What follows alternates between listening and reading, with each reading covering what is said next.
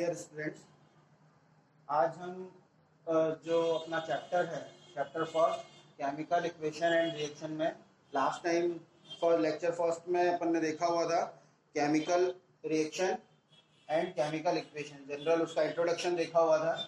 आज जो next lecture 2 है उसमें हम दो चीज़ें देखेंगे, writing a chemical equation and balanced chemical equation, है ना।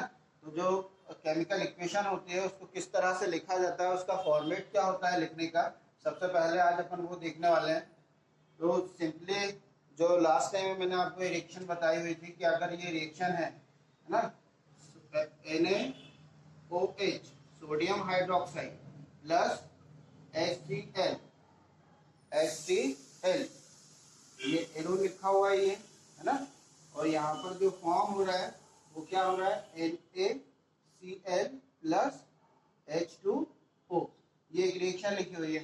अब यहाँ पर आपको ध्यान क्या देना है कि ये जो रिएक्शन है अगर इसको वर्ड में आप लिख रहे हैं, है ना, ये जो मॉलिक्यूल्स जो है इनको अगर आप वर्ड में लिख रहे हैं, जैसे for example sodium hydroxide, hydrochloric acid,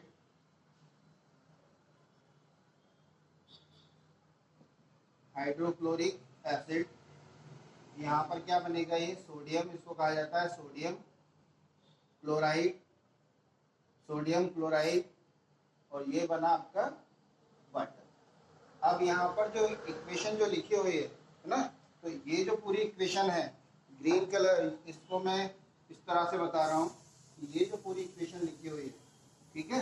अब यहाँ पर देखना, ये प्लस का साइन है, हाँ, और यहाँ पर ये एरो का साइन है, ये यहाँ पर भी ये प्लस का साइन है। तो इसमें आपको ध्यान क्या रखना है कि इस टाइप की जो वर्ड में लिखी होती है इक्वेशन, इसको कहा जाता है वर्ड इक्वेशन। इसको क्या कहेंगे, वर्ड इक्वेशन, क्योंकि ये वर्ड में लिखी हुई है इसलिए इसको अपन क्या कह रहे हैं, वर्ड इक्वेशन। यही चीज आपको ध्यान में रखना है सबसे ज्यादा, है ना। तो जो टर्म्स अपन यूज करेंगे रिएक्शन के लिए, कि इसी तरह से स्केलेटन इक्वेशन होती है, इसी तरह से पार्शियली इक्वेशन होती है, इसी तरह से बैलेंस इक्वेशन होती है। तो बैलेंस इक्वेशन तक तो अपन जब जाएंगे तो उस कंडीशन में किस किस टाइप की इक्वेशन फॉर्म होंगी, वही चीज अपन को यहाँ पर देखना है। अब ये जो रिएक्शन है इसमें आप देखें कि ये जो साइड है, ये कौन सा साइड है, left hand side. Left hand side means क्या हुआ कि जो भी रिएक्टेंट होंगे वो सभी आपको कहाँ पे लिखना है, लेफ्ट हैंड साइड में। लेफ्ट हैंड साइड में सभी क्या आएंगे, आपके पूरे रिएक्टेंट आएंगे। रिएक्टेंट, जैसे ये जो रिएक्टेंट्स है ये सभी आपने क्या लिखा हुआ है, लेफ्ट हैंड साइड में लिखा हुआ है ना। और जो उसमें साथ में क्या लगा हुआ है, प्लस का साइन लगा हुआ है। जितने भी मॉलिक्यूल्स है उसके अकॉर्डिंग प्लस का साइन लगा हुआ है। लेकिन सबसे ज्यादा इंपॉर्टेंट कि जो रिएक्टेंट जो होंगे वो हमेशा कहाँ पर होंगे, लेफ्ट हैंड साइड में। इसी तरह से प्रोडक्ट जो फॉर्म होगा, जो फॉर्म हो रहा है ना, वो प्रोडक्ट हमेशा कहाँ पर होगा, राइट हैंड साइड, है ना। जो प्रोडक्ट फॉर्म होगा वो कहाँ पर होगा, राइट हैंड साइड में। मतलब यहाँ पर अपन ने क्या लिखा हुआ है, ये जो जितने भी बने हुए हैं वो सब क्या हैं, प्रोडक्ट्स हैं, ठीक है। तो फिर से एक बार सुन लें आप लोग कि जो भी इक्वेशन है उस इक्वेशन में लेफ्ट हैंड साइड पर हमेशा क्या होते हैं, रिएक्टेंट होते हैं, और राइट हैंड साइड पर हमेशा क्या होते हैं, प्रोडक्ट होते हैं। और जो रिएक्शन होती है उसके बीच में ये जो एरो लगा हुआ है ना, ये जो एरो बना हुआ है इसका हेड हमेशा कहाँ पर होगा, ये जो हेड है, एरो का जो हेड है वो हमेशा कहाँ पर होगा, प्रोडक्ट की साइड में होगा। कहाँ होगा, हमेशा प्रोडक्ट की साइड में होगा, है ना। और ये जो एरो का हेड यहाँ पर प्रोडक्ट की साइड में, मतलब ये रिएक्शन को बता रहा है कि ये रिएक्शन फॉरवर्ड डायरेक्शन में है और प्रोडक्ट फॉर्म कर रही है ना। तो हमेशा ये जो एरो का हेड होगा वो हमेशा कहाँ पर होगा, प्रोडक्ट की साइड पर होगा जहाँ प्रोडक्ट फॉर्म हो रहे हैं, है ना। इतना इसमें जो केमिकल रिएक्शन का जो तरीका होता है लिखने का वो ये होता है कि हमेशा लेफ्ट हैंड साइड में आप रिएक्टेंट लिखोगे विद प्लस साइन, है ना, जितने भी मॉलिक्यूल्स होंगे उसके अकॉर्डिंग। और उसको उसके बाद आप क्या लगाओगे, एरो लगाओगे जो कि रिएक्शन को प्रोसीड कर रहा है, किस डायरेक्शन में कर रहा है ये बताएगा। तो हेड हमेशा जो होगा वो कहाँ पर होगा, प्रोडक्ट साइड में होगा। और प्रोडक्ट हमेशा जो फॉर्म होते हैं या आपको राइट जो करना है लिखना है तो हमेशा कहाँ पर लिखोगे आप, राइट हैंड साइड पर। तो ये तरीका होता है इक्वेशन को लिखने का, केमिकल इक्वेशन को लिखने का। जिस तरह से मैंने यहाँ पर ये इक्वेशन लिखी हुई है, तो इस इक्वेशन को आप देख लें कि ये जो NaOH है प्लस HCl है ना, प्लस करके लिखा हुआ मैंने लेफ्ट हैंड साइड पर, ये क्या है, रिएक्टेंट है। और जो प्रोडक्ट फॉर्म कर रहे हैं, तो इसकी जो रिएक्शन, आफ्टर रिएक्शन जो प्रोडक्ट फॉर्म होते हैं वो क्या होते हैं, NaCl प्लस H2O है ना। तो ये हमेशा अपन, ये प्रोडक्ट बने हुए हैं और अपन ने कहाँ लिखा हुआ है इनको, राइट हैंड साइड पर है ना। तो ये जो है एक फॉर्मेट होता है केमिकल रिएक्शन को लिखने का। तो ये आपको याद होना चाहिए है ना। इसमें दो तीन चीजें ही जो मैंने आपको बताई हैं बहुत ज्यादा इंपॉर्टेंट है वो, और उसको आपको ध्यान में रखना है जब भी आप कोई केमिकल इक्वेशन लिखते हैं। अब क्या होता है कि जो केमिकल इक्वेशन होती हैं वो जरूरी नहीं है कि आपको बैलेंस केमिकल इक्वेशन लिखी हुई है। जनरली क्वेश्चन जो आता है वो इसका बैलेंस करने के लिए आता है।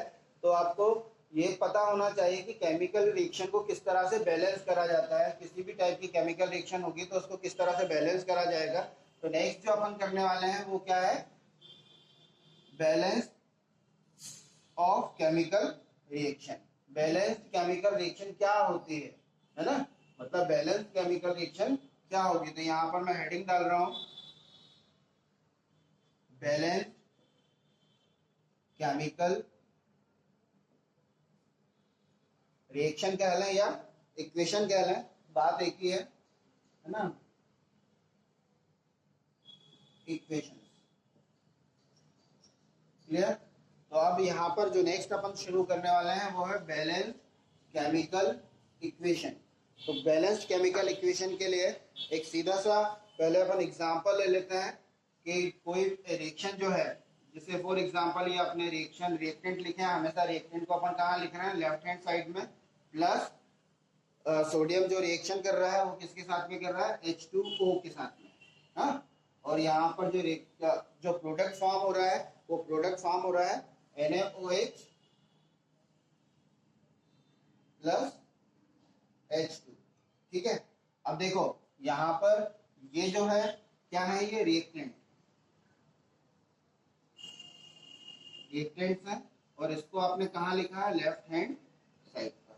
ठीक है। और ये जो प्रोडक्ट फॉर्म हो रहा है ये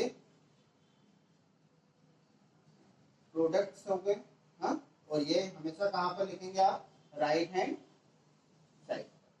ठीक है, इतना क्लियर हो गया है। अब जो एरो का जो डायरेक्शन है उसका हेड जो है वो कहाँ पर है, प्रोडक्ट साइड पर है। तो ये एक तरह का फॉर्मेट हो गया जो केमिकल इक्वेशन लिखी जाती है। अपन बात कर रहे हैं बैलेंस केमिकल इक्वेशन की, रिएक्शन को किस तरह से आप बैलेंस कर सकते हैं, है ना। तो अब यहाँ पर आप देखेंगे तो उसका जो फॉर्मेट होता है बैलेंस करने का, डिफरेंट स्टेप्स होती हैं उसकी, है ना। तो उस स्टेप्स में सबसे पहली जो स्टेप्स होगी उसमें आपको एक टेबल बनानी होती है। वो किस तरह से टेबल बनेगी अभी अपन उसको देखते हैं। अब यहाँ पर देखें आप, ये अनबैलेंस्ड इक्वेशन है, इसको कहा जाता है इस टाइप की, जो कि यहाँ पर आप देख रहे हैं Na, ये तो ठीक है। हाइड्रोजन यहाँ पर कितना है, 2 है, रिएक्टेंट साइड पर यहाँ पर 3 है। मतलब इतने में आपको समझ में आ जाना चाहिए कि ये जो रिएक्शन है वो क्या है, अनबैलेंस्ड है। इस टाइप की जो रिएक्शन होती है इसको कहा जाता है स्केलेटन इक्वेशन। स्केलेटन इक्वेशन, इसको क्या कहेंगे, स्केलेटन इक्वेशन।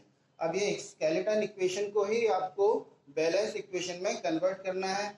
तो जिस तरह से बैलेंस होती जाती है उस तरह से पार्टली इक्वेशन भी बनती हैं। अब वो किस तरह से फॉर्म होंगी वही अपन यहाँ पर देखेंगे। तो स्टार्टिंग में ये जो रिएक्शन है, अब मैं यहाँ पर पूरा रेस कर रहा हूँ और रिएक्शन को थोड़ा सा ऊपर लिखकर अपन उसको क्लियर करेंगे। ये रिएक्शन को मैंने यहाँ लिख दिया, Na plus H2O gives NaOH plus H2। ठीक है। अब ये जो रिएक्शन है इसको मैंने इरेज करा है। अपन अब यहाँ पर इसको बैलेंस करना सीखेंगे, किस तरह से रिएक्शन को बैलेंस करा जाता है।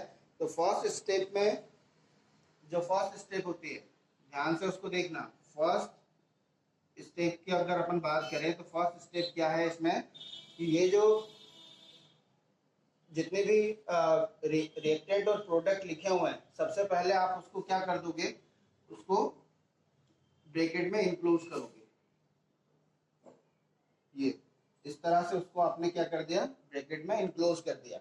अब इसको बैलेंस करने के लिए, ये तो आप इसकी फर्स्ट स्टेप हो गई, मतलब यहीं पर मैं लिख दूं कि ये क्या है, स्टेप फर्स्ट, ये स्टेप फर्स्ट है, ठीक है।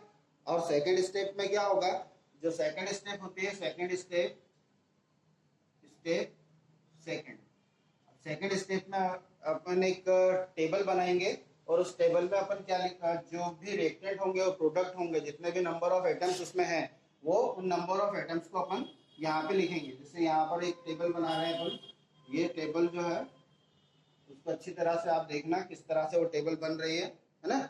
अब उस टेबल में 3 कॉलम होंगे, एक एलिमेंट के लिए होगा, क्योंकि यहाँ पर जितने भी मॉलिक्यूल्स हैं वो किस किस से फॉर्म हुए हैं, एलिमेंट से फॉर्म हुए हैं, है ना।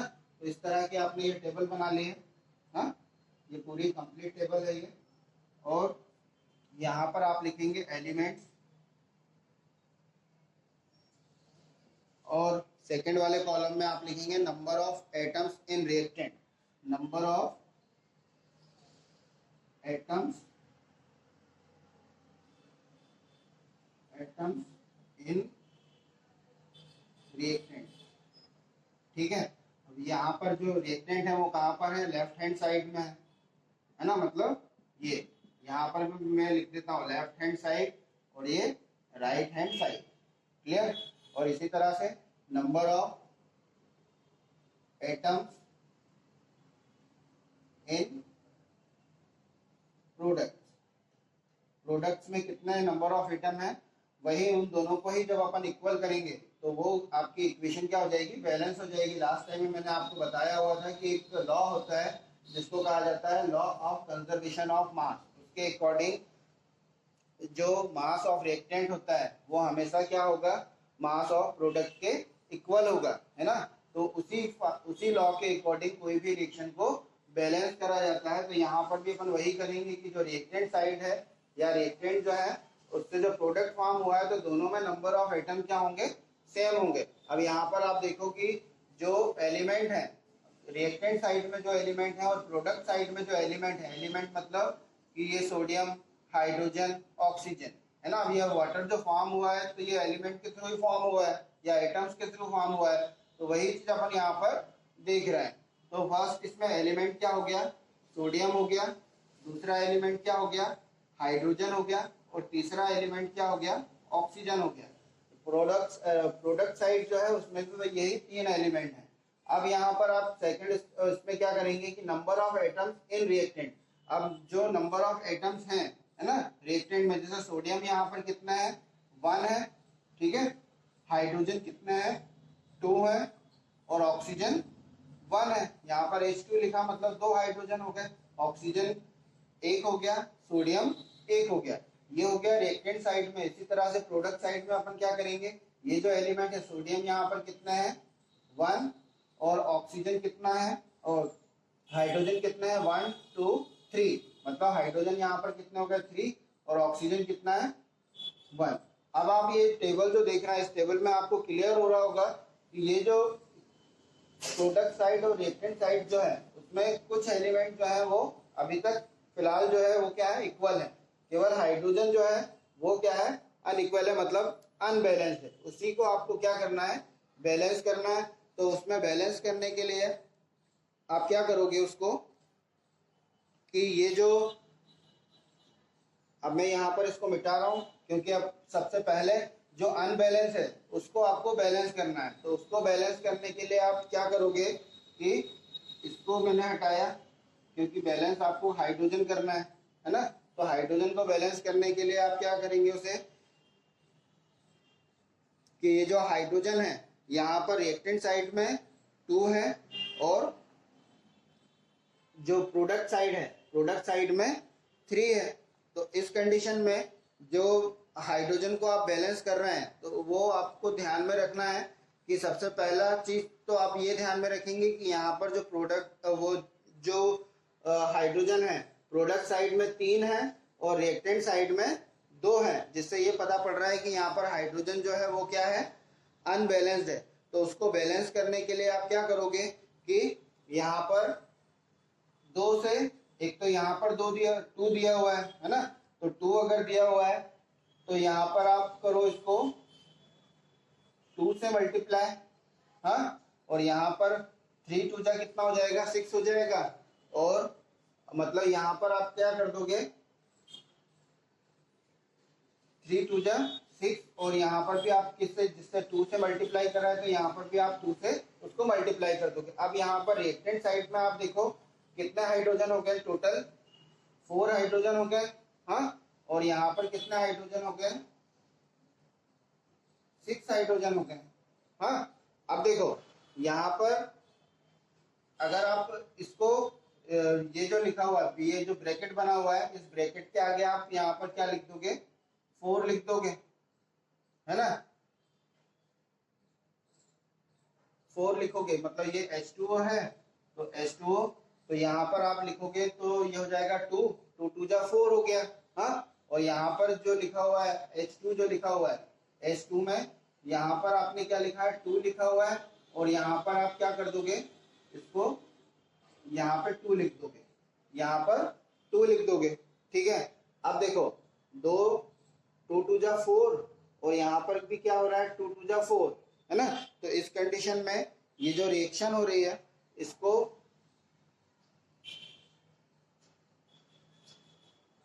आप इस तरह से लिख सकते हैं कि इसको मैं पूरा इस तरह से रब कर रहा हूँ ताकि वो क्लियर हो जाए वो कि ये जो रिएक्शन को आपको किस तरह से लिखना है। तो यहाँ पे आप बैलेंस जो कर रहे हैं ना, बैलेंस करने के लिए हाइड्रोजन को बैलेंस करेंगे तो वाटर मॉलिक्यूल की तरफ जो था उसमें जो रिएक्शन लिखी हुई थी Na plus H2O gives NaOH plus H2, है ना। तो इसमें आप यहाँ पर कितने थे रिएक्टेंट, 3 थे, प्रोडक्ट साइड में हाइड्रोजन 3 थे और रिएक्टेंट साइड में हाइड्रोजन 2 थे। तो इसको अगर आप बैलेंस करोगे तो यहाँ पर क्या हो जाएगा, 2, मतलब यहाँ पर 3 है और यहाँ पर 2 है, तो इसको आप 1 से इसको जो होगा, ये जो है रिएक्टेंट साइड में 2 हाइड्रोजन थे और प्रोडक्ट साइड में 3 हाइड्रोजन थे। तो यहाँ पर आपने क्या करा हुआ है कि अगर आप रिएक्टेंट में इसको मल्टीप्लाई करें, इसको रिएक्शन को 2 से, है ना, तो यहाँ क्या हो जाएगा, 2 टू जा 4, या इसको आप 2 से मल्टीप्लाई कर दें तो यहाँ पर क्या हो जाएगा, 2 टू जा 4, और यहाँ पर आपने क्या क्या लिख दिया, यहाँ पर 2। अब इसको इसके अकॉर्डिंग अगर बैलेंस करेंगे अपन तो यहाँ पर जो बैलेंस होगी इक्वेशन, हाइड्रोजन जो सोडियम साइड जो है यहाँ पर NaOH जो बना हुआ है, तो NaOH में जो हाइड्रोजन है इसके लिए आप यहाँ पे मल्टीप्लाई करोगे 2 टू जा 1 से, और यहाँ पर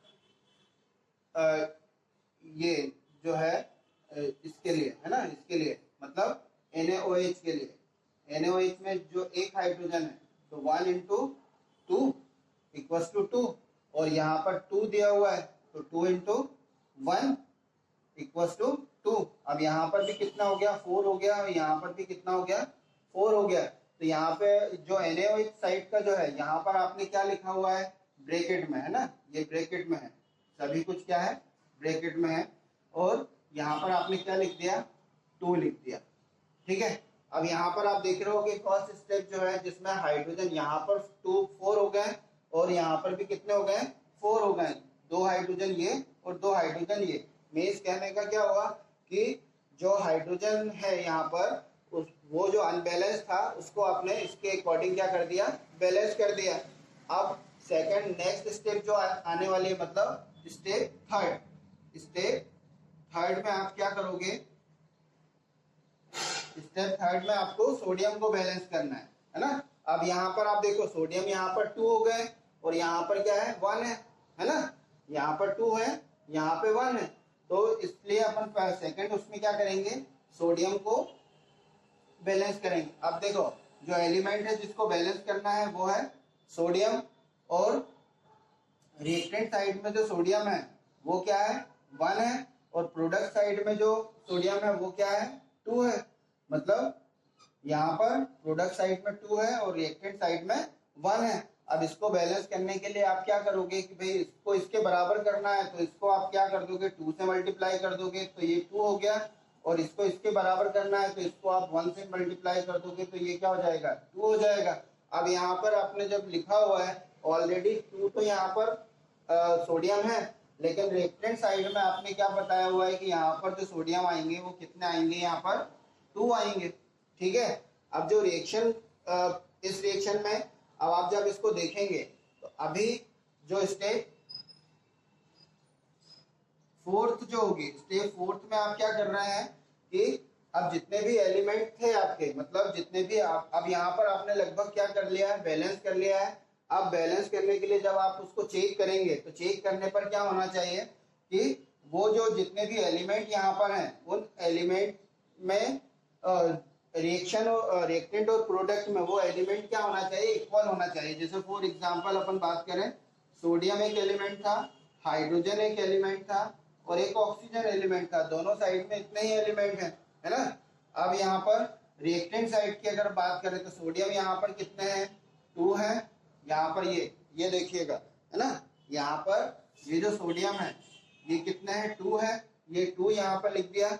इसी तरह से अब अपन आते हैं प्रोडक्ट साइड पर, तो प्रोडक्ट साइड में जो सोडियम है, मतलब यहाँ पर ये इसके लिए ऑक्सीजन हाइड्रोजन सबके लिए कॉमन है 2, तो यहाँ पर फिलहाल अपन बात कर रहे हैं ये सोडियम की, तो ये सोडियम कितने हैं यहाँ पर प्रोडक्ट साइड में भी 2 है। इसी तरह से जो नेक्स्ट एलिमेंट है हाइड्रोजन, तो हाइड्रोजन को अगर आप देखेंगे रिएक्टेंट साइड में तो कितने आ रहे हैं यहाँ पर, 2 2 जा 4, मतलब 4 हाइड्रोजन है, तो यहाँ पर अपन ने क्या लिख दिया 4। और इसी तरह से यहाँ पर आप देख रहे हैं जो, तो ये हाइड्रोजन जो है 2 हो गए, और यहाँ पर ये जो कॉमन लिए हुआ है हाइड्रोजन के लिए, तो अल्टीमेटली वो दोनों के लिए क्या हो गए, 4 हो गए, है ना। तो यहाँ पर प्रोडक्ट साइड पर हाइड्रोजन कितने हो जाएंगे, 4 हो जाएंगे। और ऑक्सीजन को देखें, लास्ट जो एलिमेंट है इसमें, तो यहाँ पर ऑक्सीजन कितना है, कॉमन लिया हुआ है ये, तो ऑक्सीजन कितना हो जाएगा यहाँ पर 2।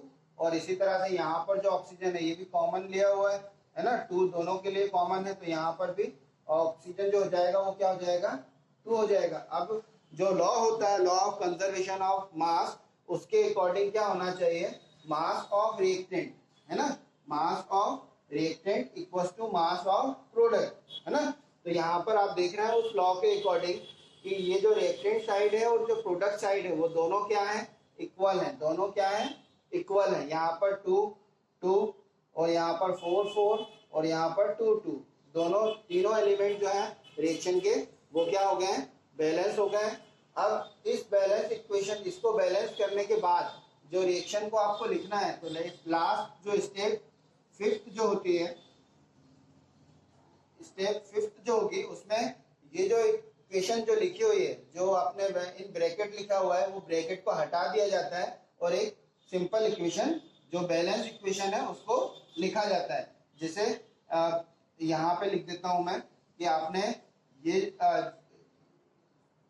Na जो था, है ना, इसको आपने ब्रैकेट में लिखा हुआ था। हाँ, अब आप जो इक्वेशन लिखेंगे यहाँ पर आफ्टर बैलेंस, है ना, जब आपने उसको बैलेंस कर लिया है इस मेथड के अकॉर्डिंग, तो इस ब्रैकेट को इसको हटा दिया जाता है, रिमूव कर देते हैं। तो यहाँ पर रिएक्शन किस तरह से हो जाएगी, ट्वाइस Na प्लस, ठीक है, और ट्वाइस H2O गिव्स, या मतलब एरो जो लगा हुआ है उसको गिव्स कहा जाता है। और यहाँ पर अब क्या लिख देंगे, ट्वाइस NaOH प्लस H2, ठीक है। अब ये जो रिएक्शन हो गई है इसको कहा जाता है बैलेंस इक्वेशन, है ना। जिस तरह से यहाँ पर अपन ने देखा हुआ है, तो इस रिएक्शन को जब आप देखेंगे तो वो रिएक्शन क्या होगी, बैलेंस होगी। इसी को कहा जाता है बैलेंस इक्वेशन, बैलेंस इक्वेशन, ठीक है। अब 2 चीजें मैंने आपको बताई हैं, स्केलेटन इक्वेशन जिसमें आप इन वर्ड लिखा जाता है तो वर्ड इक्वेशन भी कहा जाता है ना, और जिसको बैलेंस करने के लिए जो इक्वेशन होती है उसको कहा जाता है स्केलेटन इक्वेशन। और जो आधी इक्वेशन जब बैलेंस होती है तो उसको कहा जाता है पार्टली बैलेंस इक्वेशन, ठीक है। तो लास्ट में मैं आपको, यहाँ तक तो मैंने आपको बता दिया है कि बैलेंस इक्वेशन किस तरह से होती है ना। अब एक चीज और यहाँ पे मैं क्लियर कर देता हूँ, एक बार फिर से उसको रिवाइज कर लें आप लोग कि यहाँ जितना भी मैंने आपको बताया हुआ है ना, उसमें वर्ड इक्वेशन बताई हुई है, उसमें मैंने आपको स्केलेटन इक्वेशन बताई हुई है, उसमें मैंने आपको अब देखो, अगर मैं यहाँ पर लिख देता हूँ कि ये तो बैलेंस इक्वेशन है, ये क्लियर हो गया। फिर से एक बार कि वर्ड इक्वेशन, जब आप इसको क्या लिख रहे हैं, सोडियम लिख रहे हैं, यहाँ पर आपने लिख दिया सोडियम, यहाँ पे लिख दिया आपने प्लस वाटर, ठीक है, गिव्स, इसी तरह से लिखना है पूरा। तो ये हो गया, इसको कहेंगे sodium hydroxide, sodium hydroxide plus hydrogen, ठीक है। अब ये जो इक्वेशन है ये तो बैलेंस इक्वेशन है, और इसी को अगर आपने वर्ड में लिखा हुआ है तो ये कहलाएगी वर्ड इक्वेशन, इसको क्या कहेंगे, वर्ड इक्वेशन, ठीक है। और इसी इक्वेशन को अगर मैं यहाँ पे जब अपन ने सॉल्व कर रहे थे तो यहाँ पर अपन अनबैलेंस इक्वेशन जो होती है ना, जैसे आधी सॉल्व करी हुई इक्वेशन, यहाँ पे मैंने लिख दिया Na plus twice H2O gives twice NaOH plus H2, ये लिखा हुआ है ना। इस कंडीशन में जब अपन ने उसको बैलेंस कर रहे थे तब अपन ने इसको इस तरह से ब्रैकेट में लिखा हुआ था। हाँ, तो ये जो इक्वेशन कहलाती है ये कहलाती है पार्टली, ये कहलाती है पार्टली बैलेंस